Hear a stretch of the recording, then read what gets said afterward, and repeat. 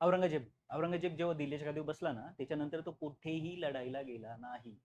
तो औरंगजेब त्याच्या सर्व सैन्यानिशी स्वराज्यावर चाल करून आला. जेव्हा तो स्वराज्यावर चाल करून आला ना, दुर्दैवाने आपले थोरले महाराज म्हणजे छत्रपती शिवाजी महाराज नव्हते. ही बातमी त्याच्या कानावर पोहोचली होती. तरी सुद्धा तो माघारी फिरला नाही. याचं एकमेव कारण म्हणजे आपला छावा, छत्रपती संभाजी महाराज. खरं तर आहे ना, आपल्या छत्रपती शिवाजी महाराजांकडे ना अमूल्य असा ठेवा होता, खजिना होता. त्या खजिन्यात खूप सारे हिरे मोती माणिक होते. आणि सगळ्यात विशेष म्हणजे काय माहिती का, त्या हिऱ्यांना नावं होती. म्हणजे जगाच्या पाठीवर तुम्हाला असं कोणत्याही राजाकडं असा अमूल्य ठेवा पाहायला भेटणार. त्या खजिन्यामध्ये जे हिरे होते ना, त्यांची नाव होती बाजीप्रभू देशपांडे, तानाजी मालुसरे, यसाजी कंक.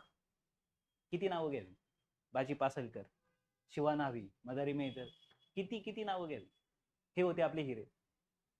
त्या पावनखिंडीमध्ये जेव्हा बाजी प्रभूंसोबत ते 300 मावळे उभे राहिले होते, त्या सर्व 300च्या 300 मावळ्यांना माहिती होतं का सूर्यास्तापर्यंत आपण राहू की नाही, म्हणजे आपण जाणार आहे हे सगळ्यांना माहिती होतं. तरी सुद्धा ते आपल्या राजासाठी, आपल्या रयतेसाठी, आपल्या पोशिंदेसाठी उभे राहिले, आपल्या छत्रपतींसाठी उभे राहिले. ते होते आपले खरे मोती. असा अमूल्य ठेवा, अमूल्य खजिना तुम्हाला कोणत्याही राजाकडे पाहायला भेटणार नाही, तो फक्त आपल्या छत्रपतींकडे. आणि या सगळ्या खजिन्यामध्ये जर सगळ्यात अमूल्य ठेवा आपल्या आपला कोहिनूर असं म्हटलं तरी चालेल, तर तो कोहिनूर होता आपल्या स्वराज्याच्या शिरपेचातला मानाचा तुरा म्हणजे आपला छावा, छत्रपती संभाजी महाराज.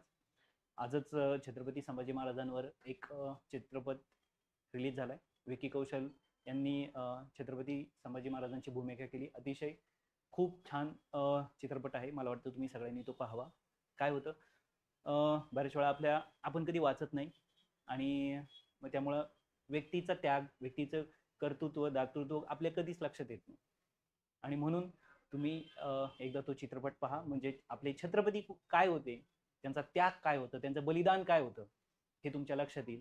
आणि त्यानंतर तुम्ही चित्रपट पाहून थांबू नका, त्यांच्याबद्दल पुस्तकं वाचा आणि आपले छत्रपती समजून घ्या, आपले छत्रपती शिवाजी महाराज सुद्धा समजून घ्या. या ठिकाणी मी तुम्हाला एवढं सांगेन. आणि 19 फेब्रुवारीला आपल्या छत्रपतींची जयंती ती मोठ्या उत्साहात साजरी करा.